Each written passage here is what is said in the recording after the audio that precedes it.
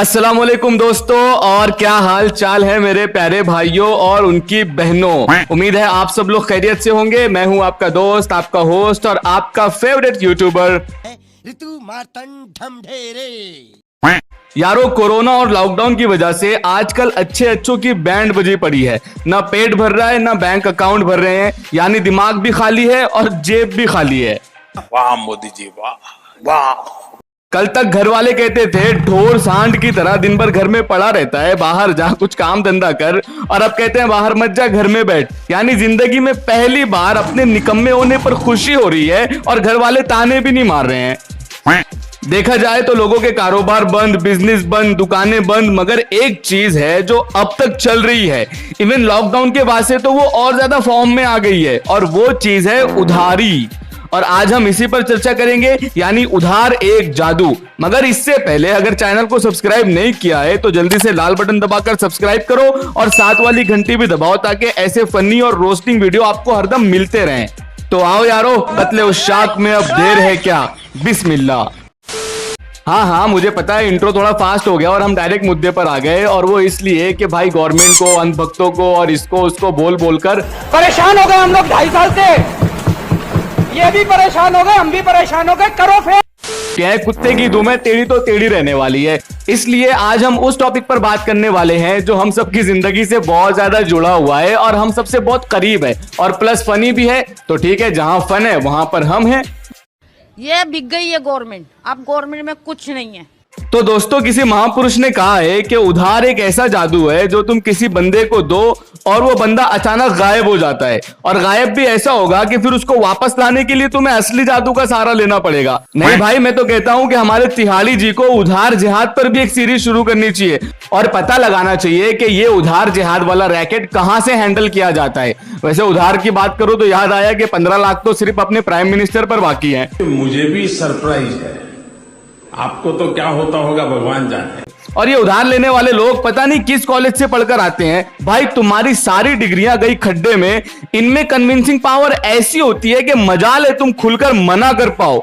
एक बार के मान लिया तुम इंजीनियर हो, जन्म जन्म के सिंगल हो, और कोई लड़की तुम्हें सामने से प्रपोज करे तो तुम उसको ना बोल सकते हो, मगर उधार लेने वाले को बिल्कुल ना नहीं बोल सकते।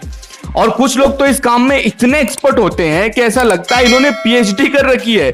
मतलब उधार ऐसे मांगते हैं कि अगर तुम्हारे पास नहीं है तो भी they don't give a shit to you.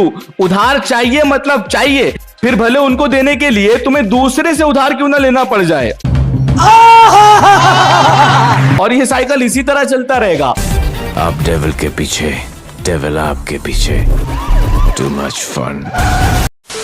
अब आइए मैं आपको उधार लेने की कुछ अजीबो गरीब सी टेक्निक्स बताता हूं, ठीक है, ताकि आपको पता चल जाए कि उधार कैसे लिया जाता है। नहीं, मेरा मतलब है कि ऐसी टेक्निक से कैसे बचा जाए। सालों ने तो मेरे ऊपर पनौती फोड़ दोगे अपनी। पहली टेक्निक है सड़ा हुआ उदास सा चेहरा। नहीं भाई, पात्रा की तरह नहीं, उसका तो मनूस है। मैं सड़ा हुआ उदास सा चेहरा बोल रहा हूं। ऐसा चेहरा जिसे देखकर बेसाख्ता तुम्हारे मुंह से निकले, अल्लाह माफ करे, बहुत मनुष्य लग रहे हो, मत करो, रहने दो, बहुत बुरे लग रहे हो, तौबा तौबा तौबा, थारा मूड खराब कर दिया। और अगर तुम ध्यान से देखो तो हर उधार लेने वाला अपने प्रोग्राम की शुरुआत यहीं से करता है, यानी ऐसी उदास और सड़ी हुई शक्ल बनाकर सामने आता है कि उसको देखकर तुम्हारा दिल बेचारा पानी पानी हो जाए। दूसरी टेक्निक है हाई लेवल के बहाने। भाई कुछ पैसे चाहिए यार। क्यों, क्या हो गया? अरे ब्रो, मेरा पूरा खानदान कोरोना की 10वीं वेव का शिकार हो गया है। हॉस्पिटल में बहुत खर्चा हो रहा है, रोज का 25-30 लाख रुपया लग जा रहा है। अरे बाप रे, तो फिर कितने पैसे चाहिए तुझे? ज्यादा नहीं, बस 500 रुपए चाहिए थे। अब तुम चाहो तो अपना सर दीवार पर पटको या किसी गटर में डूबकर मर जाओ, वो तुम्हारी मर्जी। और इस उधारबाजी में कुछ लोग तो इतने ढीठ होते हैं, इतने ढीठ होते हैं कि अपनी ढिठाई की वजह से बंदे को चूर चूर करके रख देते हैं। I mean, वो उधार लेने में भी भाव ताव करते हैं, लिटरली निगोशिएट करते हैं यार। यानी वो लोग पहले अपना पूरा हिसाब किताब लगाकर आते हैं, फिर आके डिमांड रखते हैं, ठीक है। अब अगर उनको 1000 रुपए चाहिए होते हैं तो वो शुरुआत करते हैं 15,000 से। तुम बोलोगे नहीं यार इतने तो नहीं है, तो बोलेंगे 10,000 तो होगा। तुम बोलोगे नहीं इतने भी नहीं है, वो बोलते हैं अच्छा 8,000 दे दे। तुम बोलोगे नहीं 8,000 भी नहीं है, वो बोलते हैं 4,000। तुम बोलोगे नहीं, वो बोलेंगे 1,500 तो होंगे। फिर तुम बोलोगे नहीं 1,500 भी नहीं है, तो फिर वो बोलेंगे भाई देख अब 1000 के लिए मना मत करना यार प्लीज। फिर बस इस जगह पर आकर तुम्हारा दिल हो जाता है मोम और तुम सोचने लग जाते हो जाने देते हैं यार, 15,000 मांग रहा था, 1,000 तो दे ही देता हूं। हिपोक्रेसी की भी सीमा होती है। और तीसरी टेक्निक है फोन पे और गूगल पे। भाई साहब, जब से ये ऑनलाइन पेमेंट का सिस्टम आया है, मानो उधारबाजों की तो चांदनी हो गई है। अब ये लोग कहते हैं भाई मेरे पास कैश है बट मुझे अकाउंट में लग रहे हैं पैसे, इसलिए तू मुझे पैसे ट्रांसफर कर दे, मैं तुझे आकर कैश देता हूं। और एक बार तुमने पैसे ट्रांसफर कर दिए तो फिर भूल जाओ कि दुनिया में कैश नाम की भी कोई चीज होती है। और अगर तुम लोग भी मेरी तरह शक्तिमान के फैन हो तो तुम्हें पता ही होगा कि गंगाधर ही शक्तिमान था। सेम ऐसे ही इन लोगों के भी दो रूप होते हैं। जब ये उधार लेने आते हैं तो गंगाधर बनकर आते हैं और इतने मासूम बनकर मांगते हैं कि पूछो मत। और भाई साहब, तुमने जैसे ही इनको पैसे दे दिए तो ये लोग शक्तिमान में कन्वर्ट हो जाते हैं और घूम घूम कर रफू चक्कर हो जाते हैं।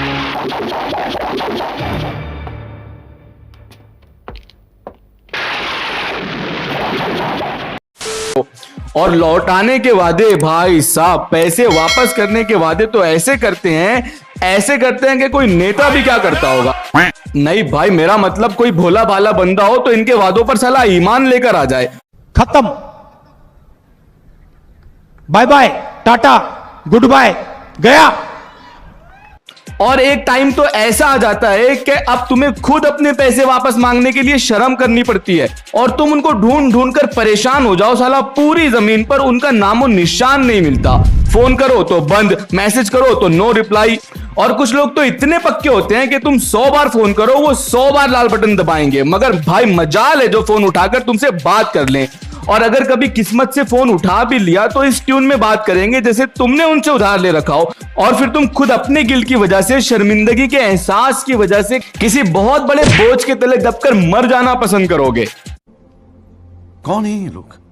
और हद तो तब हो गई जब एक बंदे को मैंने अपने पैसे वापस लेने के लिए यही कोई 600-700 कॉल किए तो आगे से उसका एक मैसेज आया, भाई पैसे लिए ना, कहीं भागा तो नहीं जा रहा हूं, मूवी देखने आया हूं, डिस्टर्ब मत कर, मिल जाएगा तेरा पैसा। आज तक किसी का वापस दिया है क्या जो तेरा डुबाऊंगा? साला उसके बाद से मैं अब तक सोच रहा हूं वो मुझे उल्लू बना रहा है या मैं पहले से उल्लू था।